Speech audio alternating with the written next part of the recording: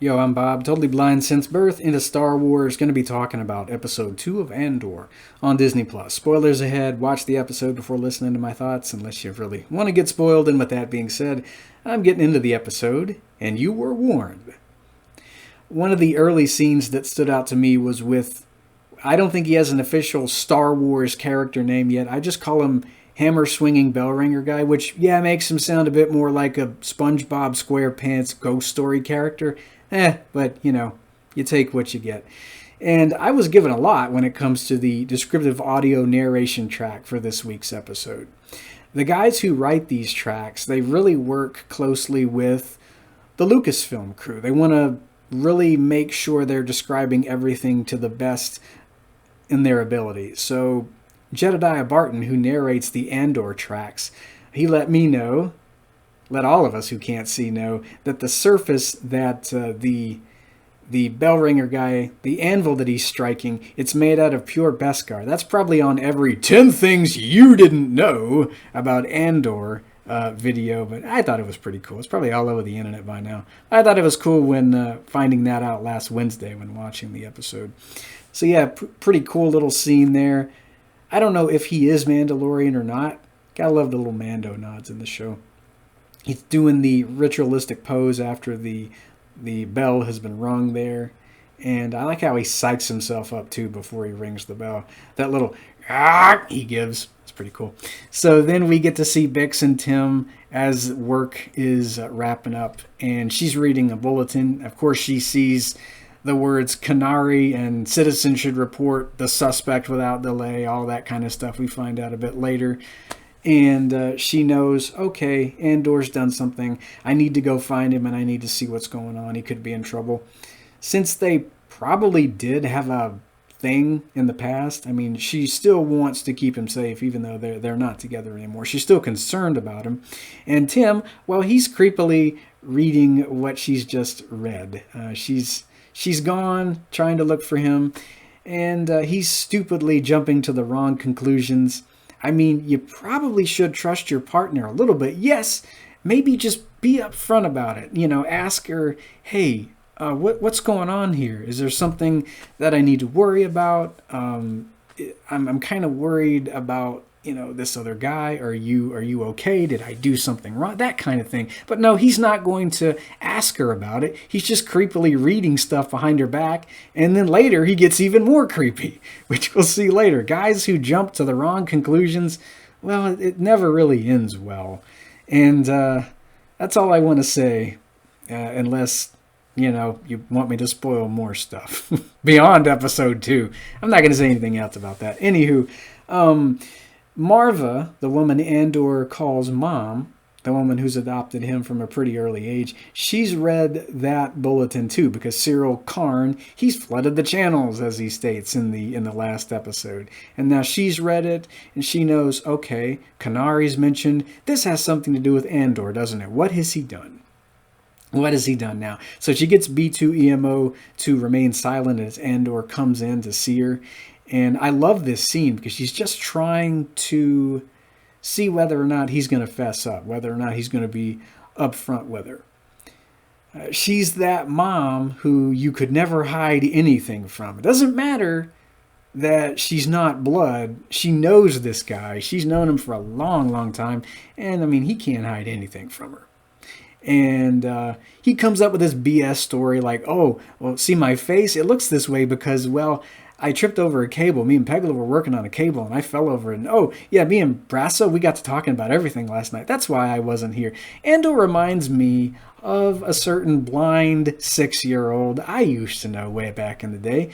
He went to school with a bunch of sighted kids. All the kids who could see were, well, spontaneously cutting their hair one day in kindergarten. Blind kid, he thought he'd do it too, but he probably did the worst job out of the whole lot because, I mean, there are a bunch of 6-year-olds cutting their own hair, but when you give a blind guy a pair of scissors, it's probably going to look pretty bad. So he gets home, and yeah, he comes up with a BS story of his own. Like, oh, Mom, my scissors, they accidentally slipped. And yeah, it was my scissors. I accidentally did this. Had no idea that my hair was in the way. Gee, I wonder what mom's going to think about that. But yeah, like this blind kid couldn't hide anything from his mom, neither can Andor. And she's just all polite while he's making this BS up.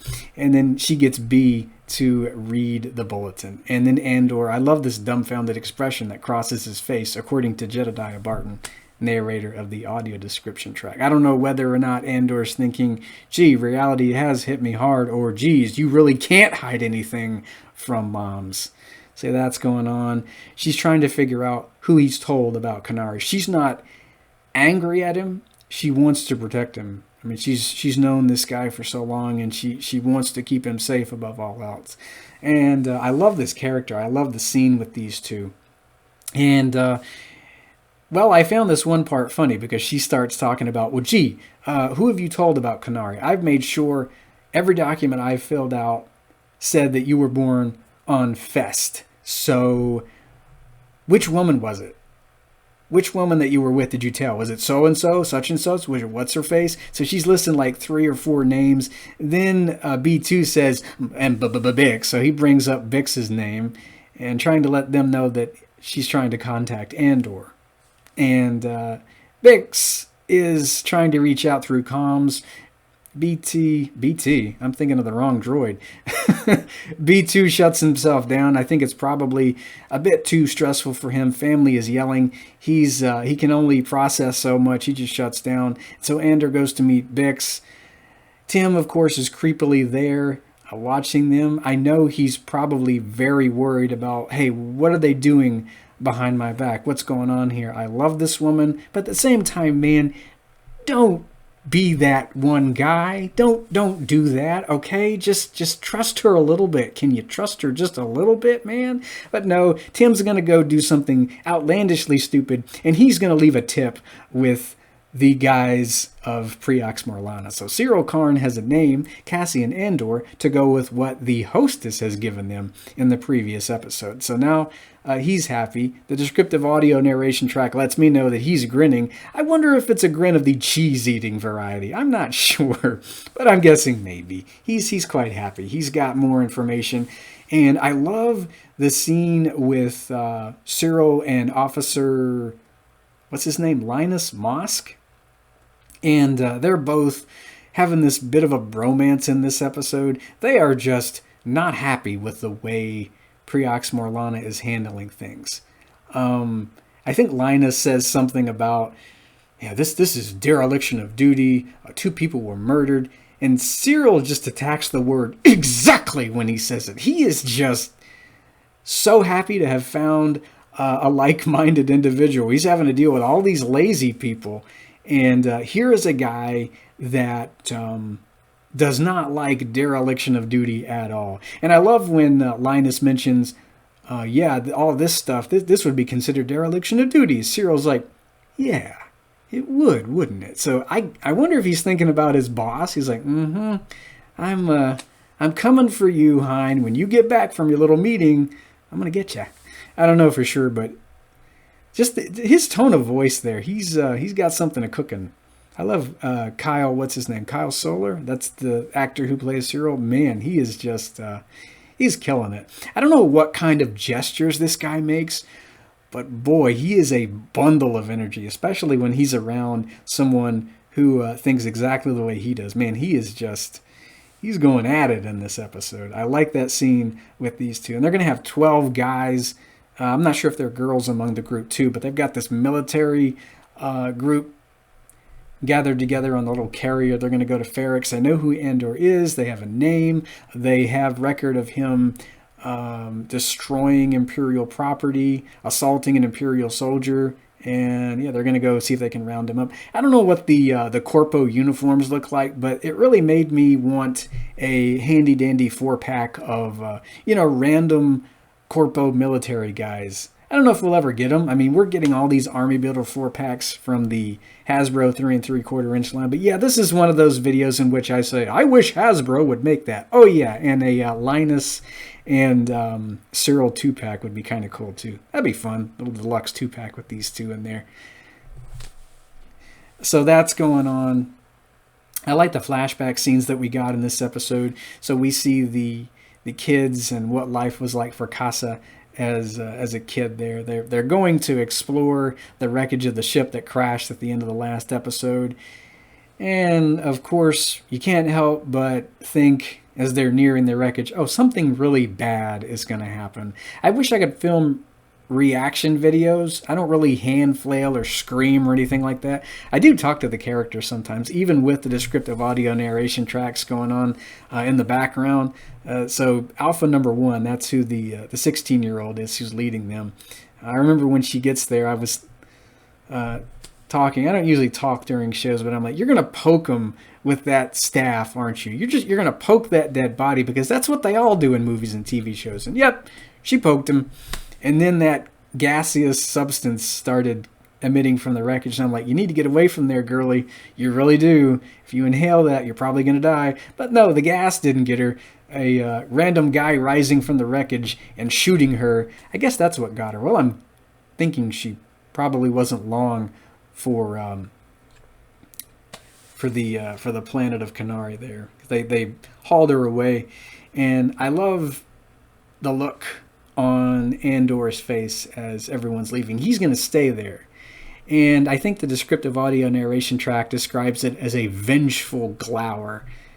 And he's got his fist balled up. He's like, okay, you hurt somebody close to me. He takes a look over that ship, and I got the sense he was thinking, okay, I'm going to wreck everything in there. I don't know if anybody's living or dead. I'm just going to go in there and break stuff. So he just has this look on his face. He's got that fist balled up. Pretty cool little flashback scene there. And so, let's see, we're introduced to, what's his name, Luthen Rail in this episode. And I can't wait to see the relationship between Luthen and Andor as the series progresses. I've always liked Stellan Skarsgård as an actor. Ever since getting to see him in my own way in the first Thor movie, I love this guy as an actor. So having him in Star Wars has actually been something I've been kind of wanting for a long time. So he's the buyer, of course, and he's come to see what Andor is made of. He's interested in this guy. He's already looked up all the information he needs pertaining to this guy. He's trying to get to him before Cyril and his team are. So I like the lengths he has to go to. He comes in one ship, he hides that ship, he gets on a little transport shuttle, and of course he has to sit by the guy who doesn't shut up. This guy is just talking about everything. But I like people like that on flights. I don't mind sitting by chatty people because they really do make the time go by faster. If they let you talk some, if they ask you questions, that's kind of cool too. It's kind of how I am. I let one person talk, and then it's kind of a two-sided conversation, But you get the sense that Luthen, he's not really in a talking mood. I really like the old guy though. He's really friendly, supportive of Luthen wanting to keep things close to his vest. I don't think he's wearing a vest, but if he was, he would be keeping things close to it.